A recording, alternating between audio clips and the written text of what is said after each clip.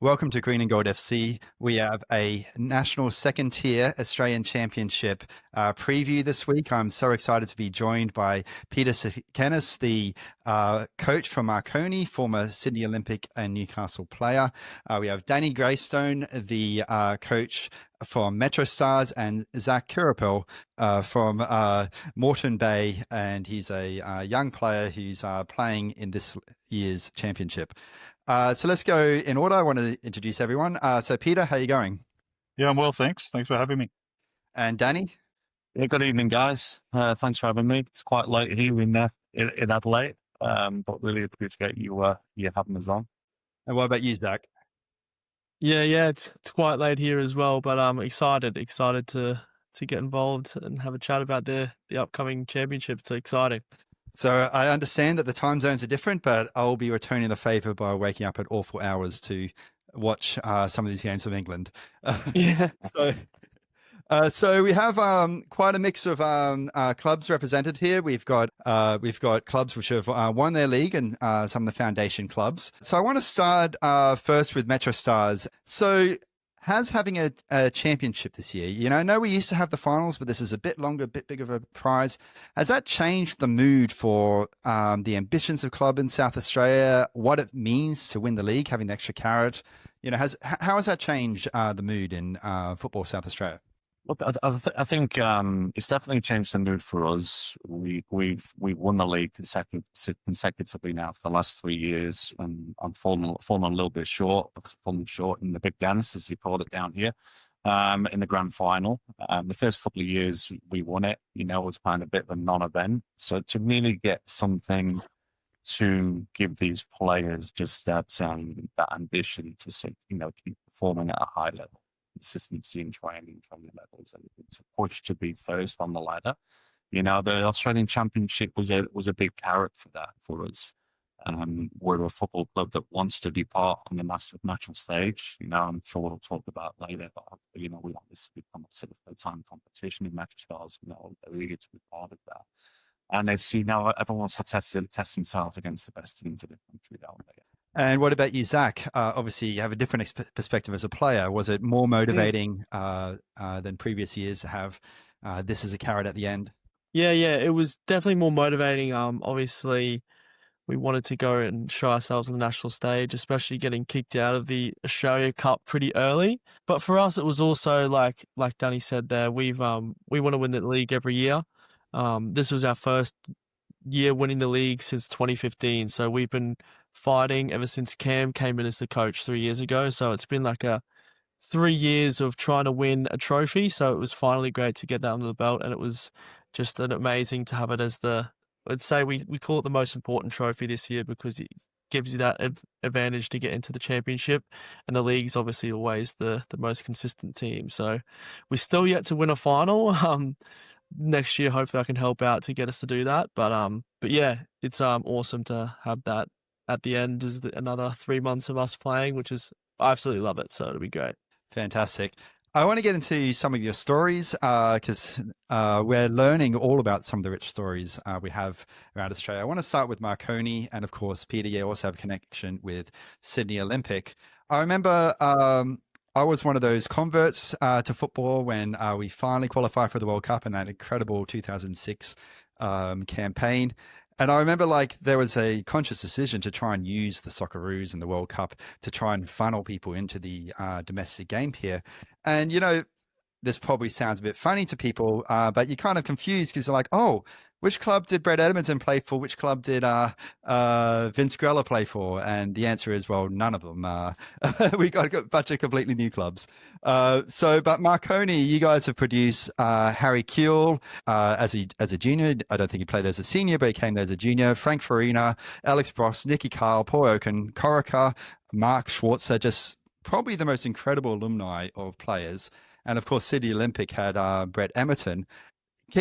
Were you there for seeing some of those players come? Could it happen again? And can you tell me about what it's like seeing that caliber player coming through? Yeah, so obviously all those names you've mentioned, a lot of those guys I either, played with. There's actually Nicky Cole you mentioned. I was captain Sydney Olympic when he played his debut as a 15-year-old and scored the winner against Marconi. Now Nicky Cole's part of our coaching staff. He's the TD for the youth at the moment, so he's at Club Marconi as well. Brett Emerton also was a youngster that came into when I was captain at Olympic. He was a young kid from the Institute of Sport who was a fantastic player from day one.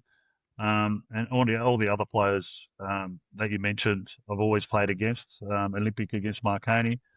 Look, I believe, we're developing players from the NPL that are going on, to the A League and even straight to overseas clubs and doing well. So we see ourselves as a breeding ground, as a step, as a platform, and I think this is another layer for these players to further develop, playing in really good competition with different types of teams. We're used to playing in the New South Wales Premier League. Now we get an opportunity to see how we fare up against the other states, which is exciting, and the players are really looking forward to it. So, Danny, I want to ask a follow-up question. So when I actually converted to the A-League and not just the Socceroos and football as a code, when I saw Ange at Barcelona, that was really what got me into it. So there is something, when you get tiki-taka right and possession football right, it is one of the most exciting styles to watch.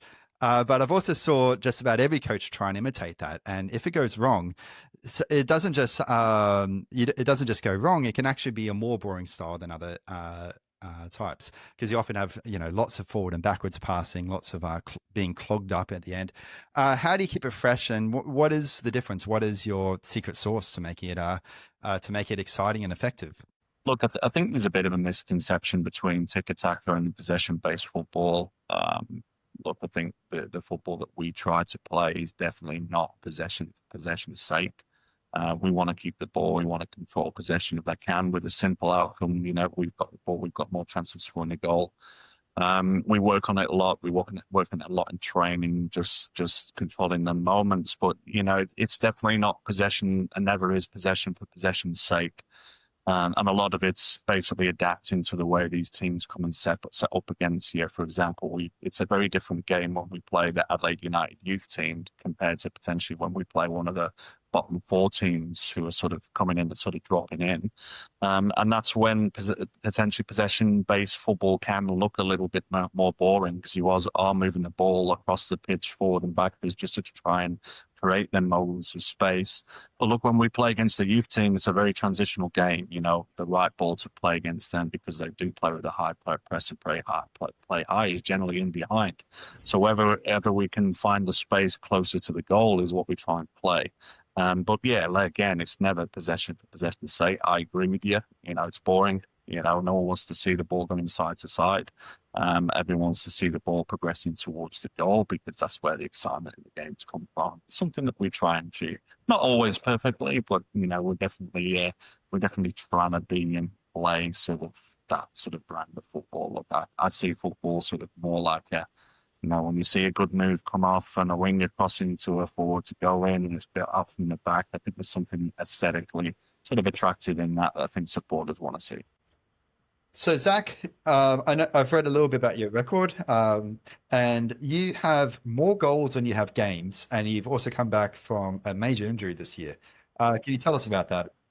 Yeah, so I started off the season pretty well, so it was exciting, but I was, plagued with injury throughout the season, unfortunately, which before that, I was the guy who never got injured in his whole life. So start of the season, I scored a hat-trick in my first game and then got injured for 4 weeks. Luckily, it was raining here in Brisbane for about a month, so I only missed 2 games, and then I scored a double and then a few more, and then got injured again.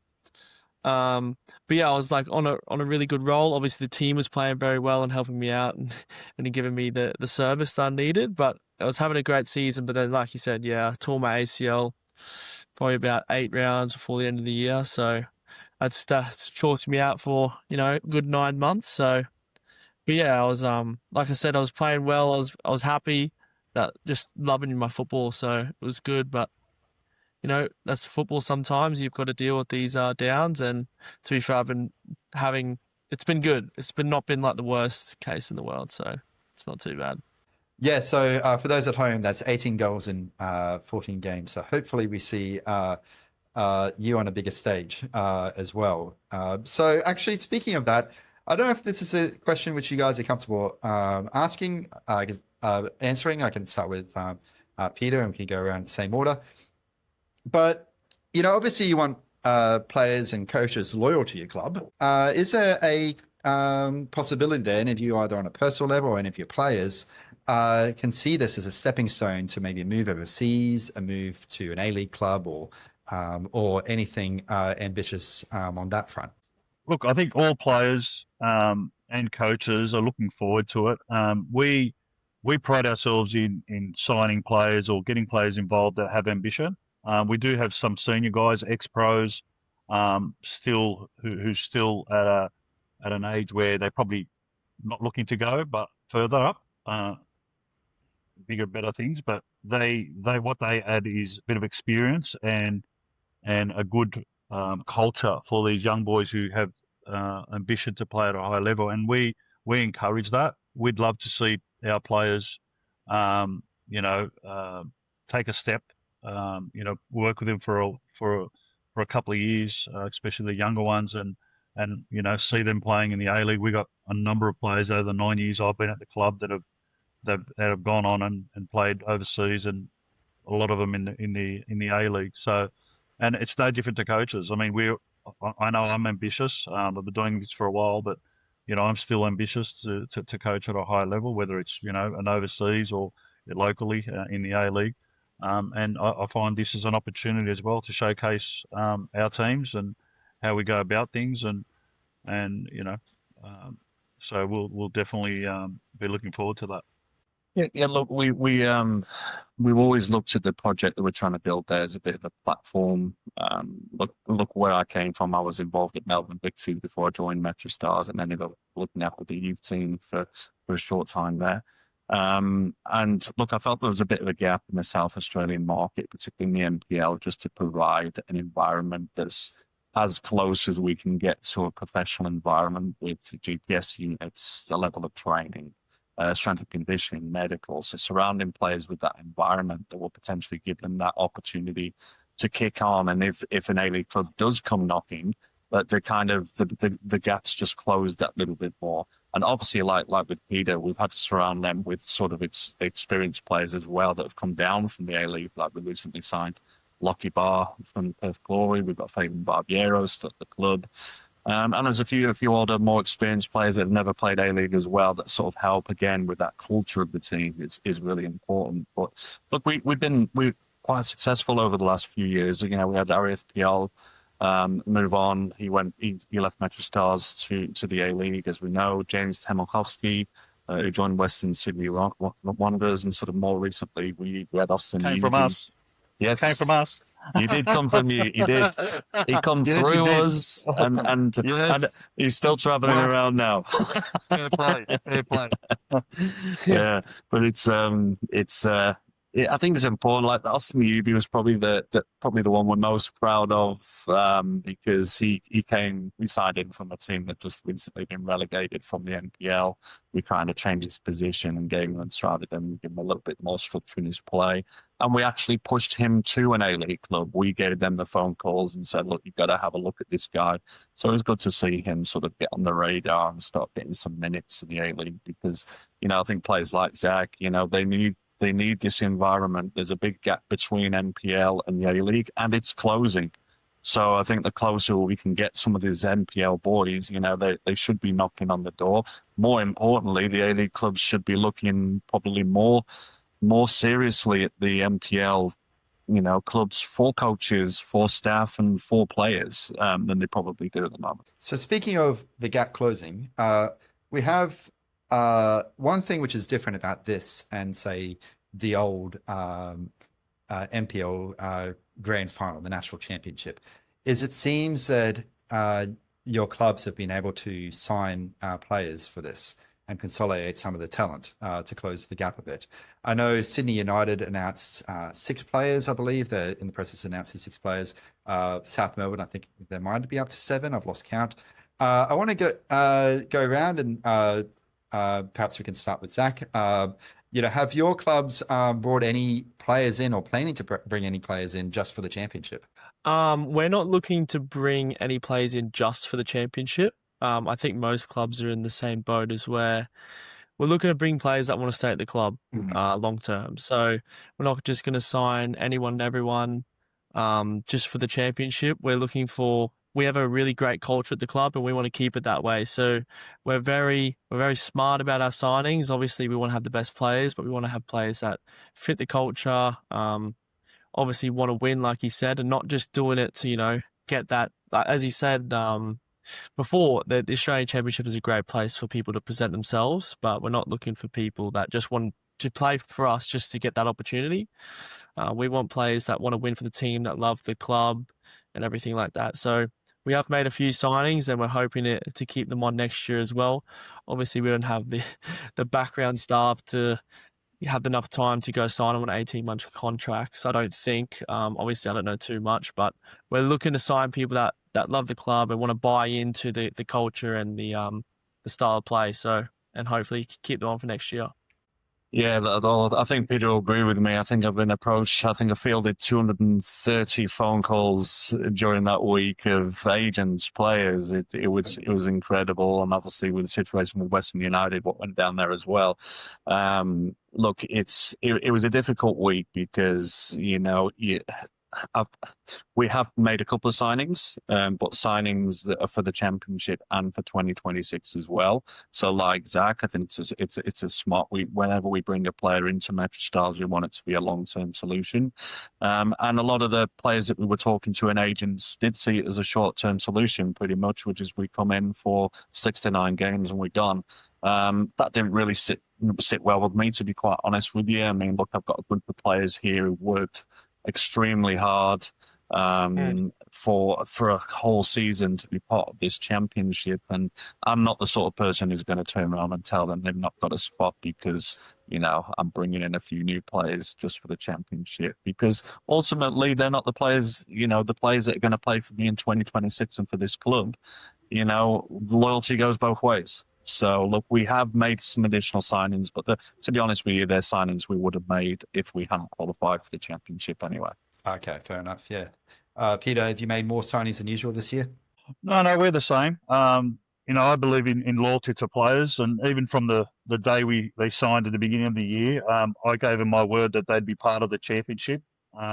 We had to make some forced signings because obviously, we've had some long-term injuries. We've had a lot of long-term injuries this year.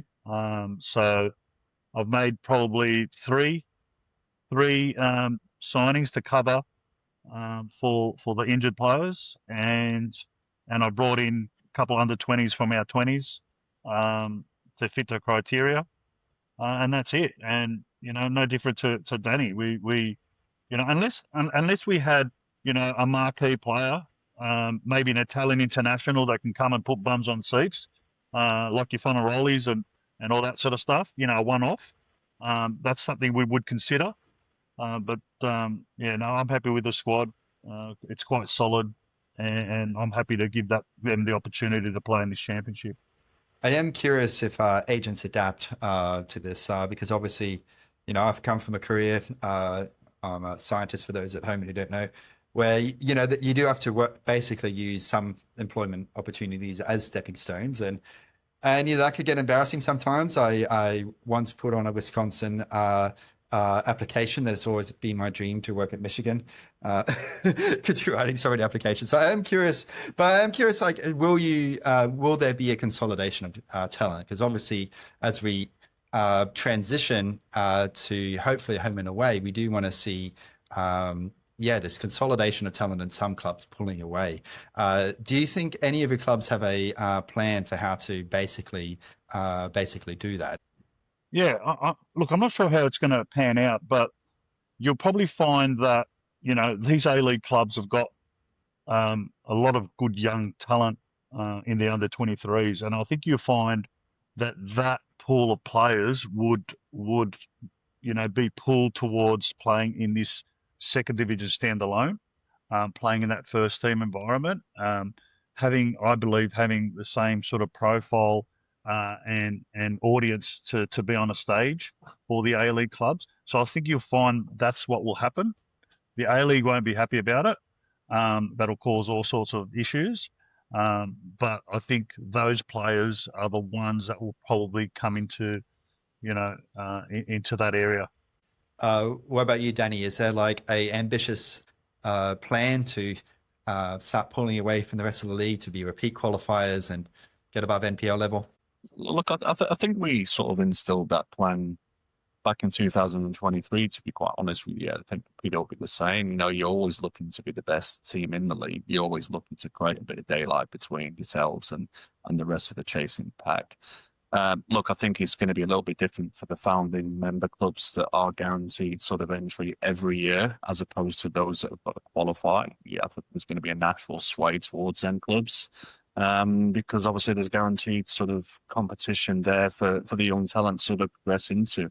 But as far as we're concerned, our focus has always been to finish top every year, and the championship keeps coming with that. That's a fantastic result. And we've created a bit of a gap already. I would anticipate there's going to be a lot of aggressive recruitment during the off season to try and close that gap from the likes of Adelaide City and Campbelltown. So we just got to make sure that we stay on that front foot and we keep pushing ourselves further ahead. Yeah, so I guess you guys already, as you say, have a gap. You've won 3 years in a row, and this year by 13 points. It's starting to become like the Scottish Premier League when Rangers were in the 4th division. You guys have been incredible. And Zac, what about? Obviously, you have a different perspective as a player, but do you feel that the club has this ambition to be repeat qualifiers and start to grow as a club?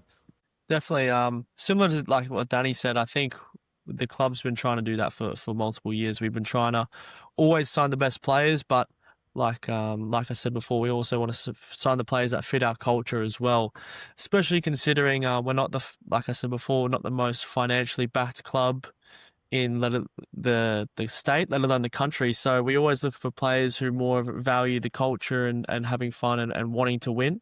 So we also really rely on our youth academy as well. So bringing players like that through.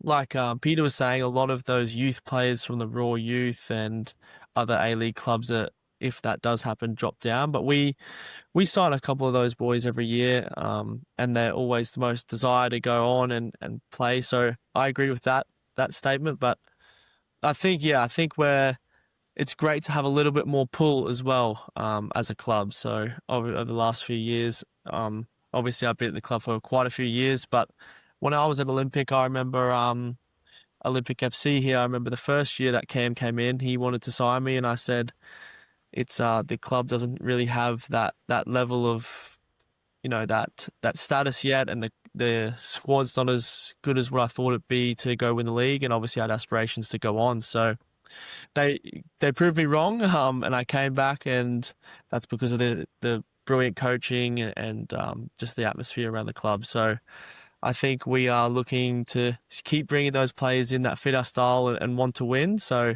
it's great having the championship to be able to add a bit more pull.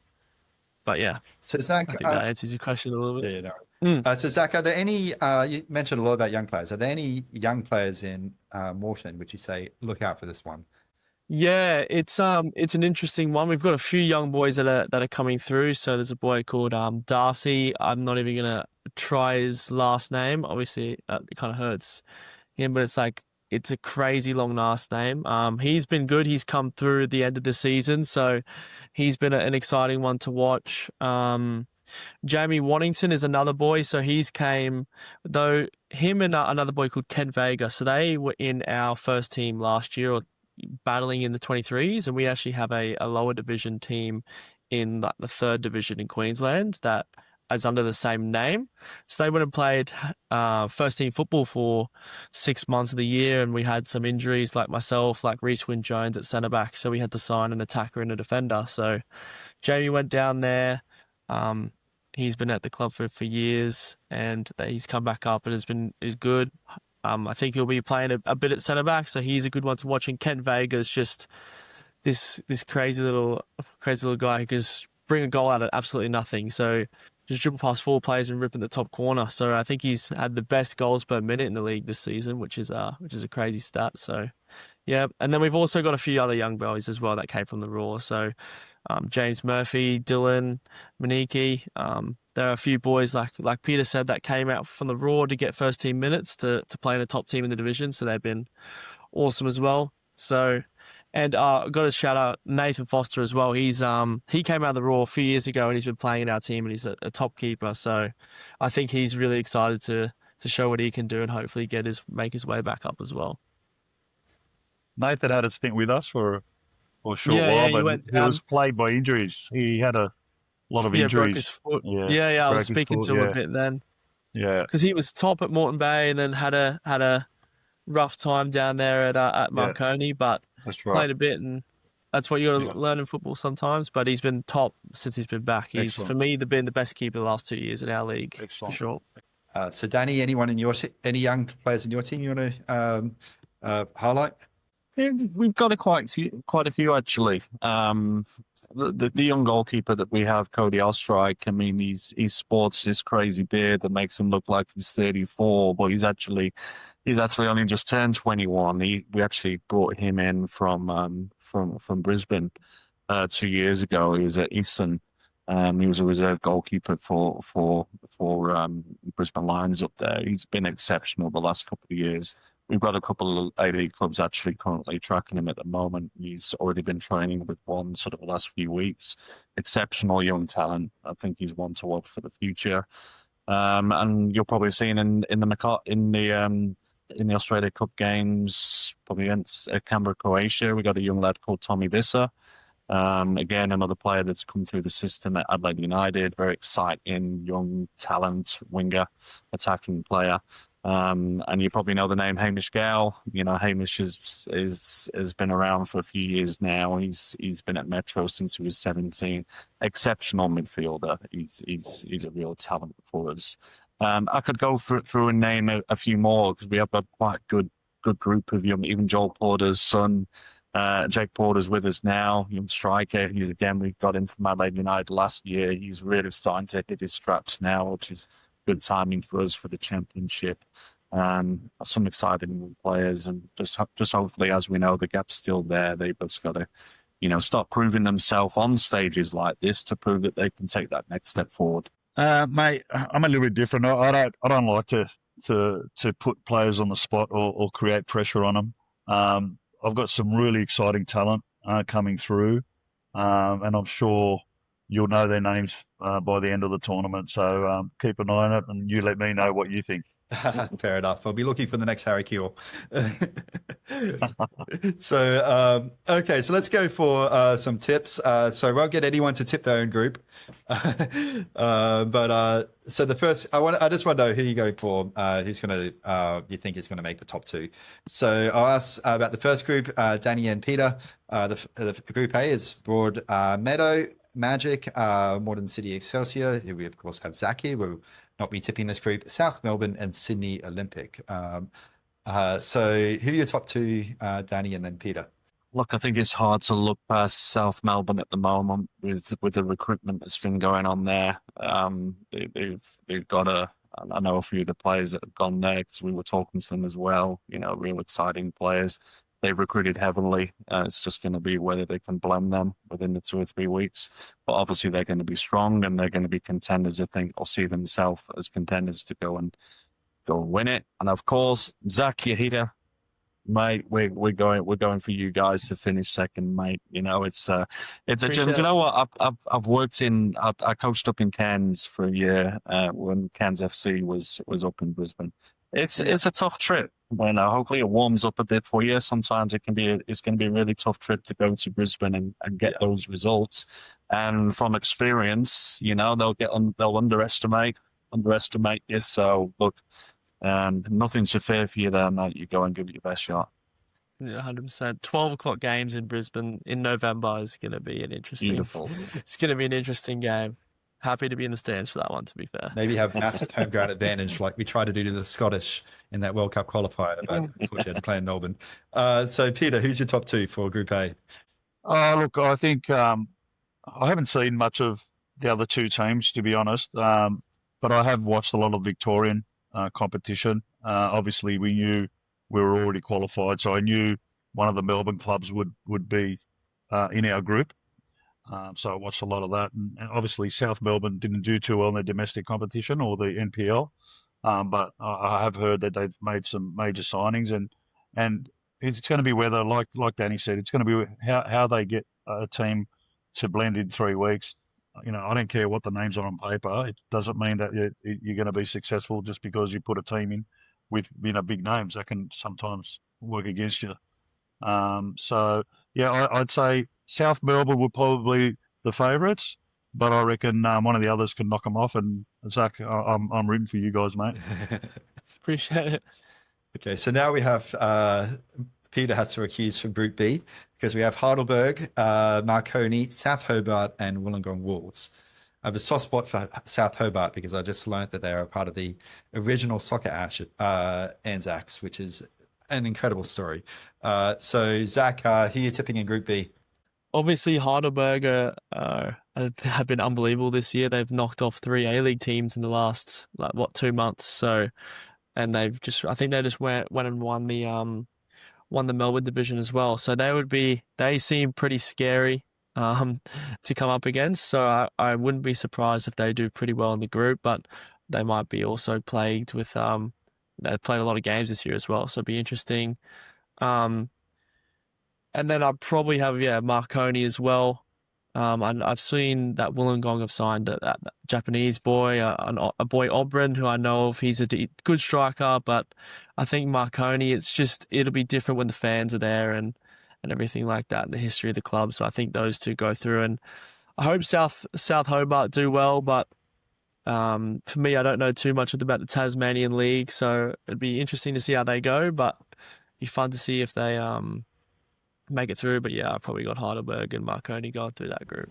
Yeah, without doubt the same. Look, I know Max, the coach down at South Hobart. I know he's already announced he's departing at the end of the season. So how that will disrupt the sort of championship as well is he's heading to Victoria.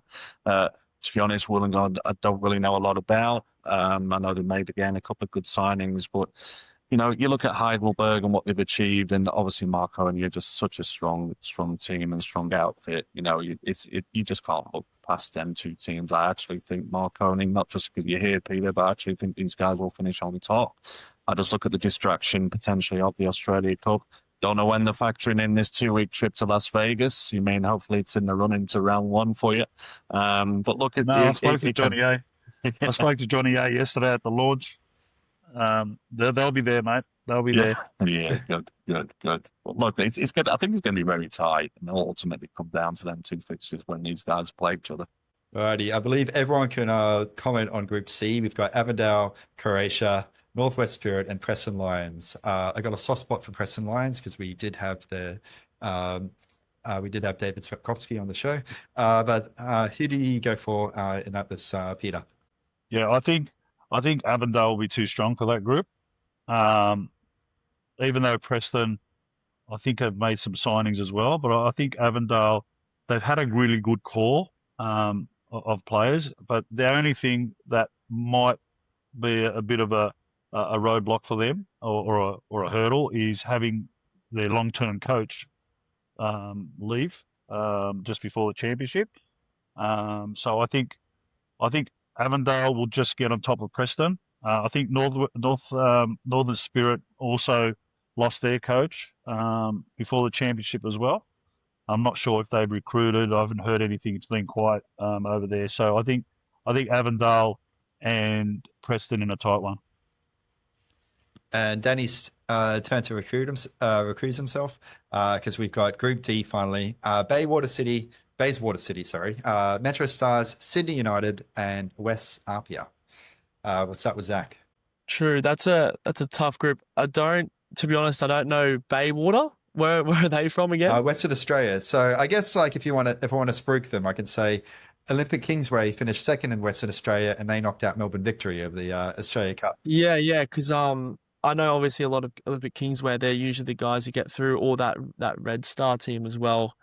To be honest with you, I don't know too much about those teams, to be honest. But for me, I probably got obviously I've spoken to Danny in the past. I love his style of play, like you said before. It's awesome to watch. So I've got those guys probably going through, and then who was it? Sydney United and. Who was the other one? Apia. Apia are always strong. So they came up and versed Olympic last year. They unfortunately, well, it was good for us. They lost, but Apia is always strong. I like their style of play as well. They're always a good one to watch down there in Sydney. I haven't watched the league too much this year because I haven't been playing too much, but back end of the year, so I kind of got away from football and just went around watching my boys play, but. I probably have, Metro and Apia going through. I don't know about first or second, but that's what I'm looking at. Yeah, obviously, I know Apia very well, and Sydney United, who are neighbours of ours. I've also watched MetroStars quite a bit. Obviously, when James was there and his name came to light, I've watched a bit, and also I know a few players playing in Adelaide.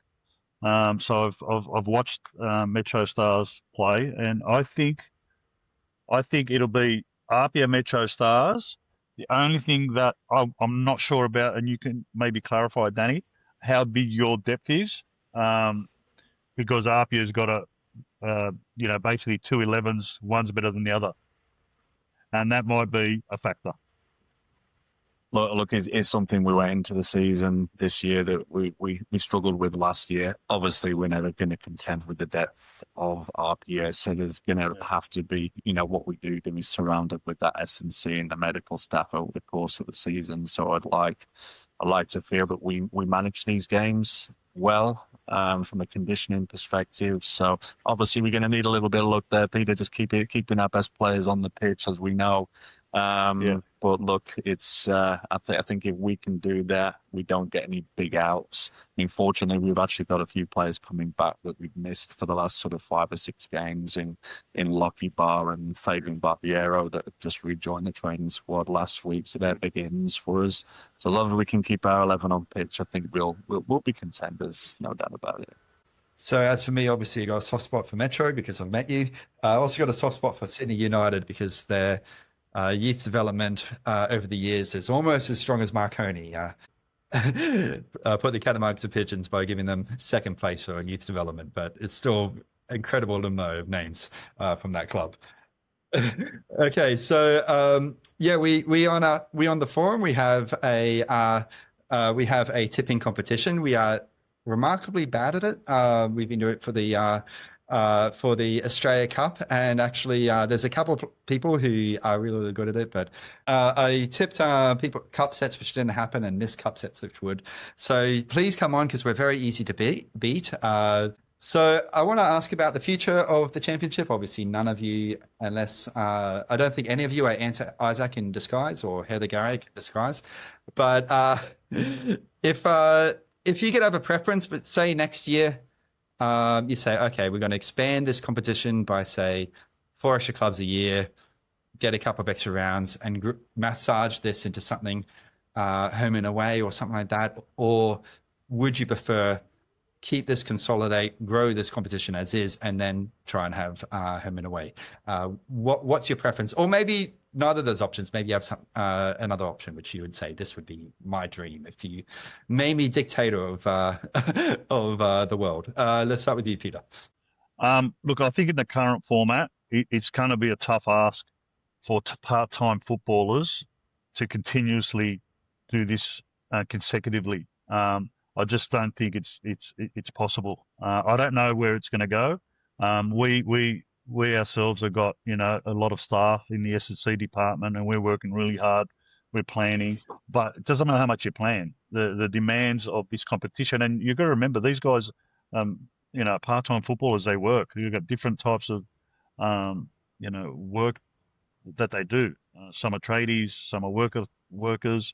We can't control all the elements every day. So it's going to be very tough. I think everyone will agree that a standalone competition, whether it becomes professional or almost professional, in a standalone format, I think that would be what I think most clubs and players and staff would probably want the most. Yeah, absolutely agree. Agree with Peter on that. It's very difficult to see this existing long term in the current format, just because of the demands it's putting on staff, clubs, and players that are all part time. It's also very difficult from my perspective to see a standalone competition, home and away, that's going to have representatives from all states with sort of the criteria that they initially put forward. But at least we now know, and we've got something that we can build towards. And I'm hoping if we can show a lot of success with this competition, for example, supporters coming through the gates, creating that excitement, then that's an avenue then for us to start getting sponsorship on board and potential investors to build a brand from South Australia that can compete in a long-term sort of home and away competition. And failing that, some of these teams need a shot in the A-League. For me, there's nothing wrong. We've got to start looking past this now and start potentially including some of these sort of historical clubs within the A-League competition as well. So I think there's a few options there going forward. But like Peter said, I struggle to see this being a long-term sort of prospect in its current format unless it actually it happens within the current season, or they find a way to make that happen. And Zac, obviously, you're a player, so you have your bright future ahead of you. But I don't know if you want to speculate yourself. Yeah, obviously, we don't know what's going to happen. If we're looking at this format right now, if we push it, I think it's confirmed for next year. So the only thing I would want it different for this one is obviously a little bit more of a Queensland, like maybe two clubs rather than one. It's very Sydney and Melbourne heavy right now. Obviously, that's because of the financial backing of those clubs, right? So it's very cool, but I'd like to see a bit more of a Queensland representation. But in terms of like the future in a home and away league, obviously for me, like personally, I'd love it. I do a job where I can, work from anywhere. For example, I'm a marketing agency and I run it myself, so I can bounce around the place and do that while being a footballer. But like we were saying before, it's very hard when other boys, I was speaking to some boys, and it's like it's hard for you're gonna have to get them on contracts as similar to A-League players, which will be hard as well. So for people to leave their jobs to go full time or to have it part time and home and away league, it's a lot of admin for a lot of different clubs that might not have the capital for that as well. So it's very interesting for me. I'd absolutely love it, obviously, to be able to, work on my business, but also play football at a professional level. That'd be like the absolute dream for me.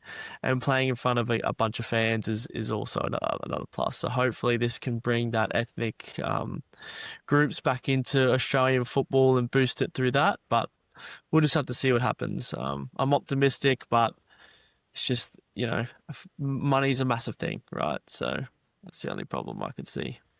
It's really interesting thinking about the future. There's the stakes are high. It's exciting. We finally have something resembling a second division, and I'm so glad SPS are back involved. I'll be watching as much as I can, and I'm just so thrilled this is happening. I understand from those answers that you guys are putting a lot of effort and sacrifices in. You guys have jobs on the side, and we're so grateful for that service you put to the football community in basically putting on this show. And I really, really hope that fans turn up, because if they do, it sounds like this is an audition to have a bigger format. So we really hope, please, fans, if you're at home, watch every game, turn up to every club, get those vote with your feet to see football move forward in Australia. That's all I can say. So I want to thank all my guests for joining us tonight. We'll be watching all of your clubs at the Australian Championship. I just can't wait. I've been so excited about it. And please join us on the forum if you have any comments about anything that's been said tonight.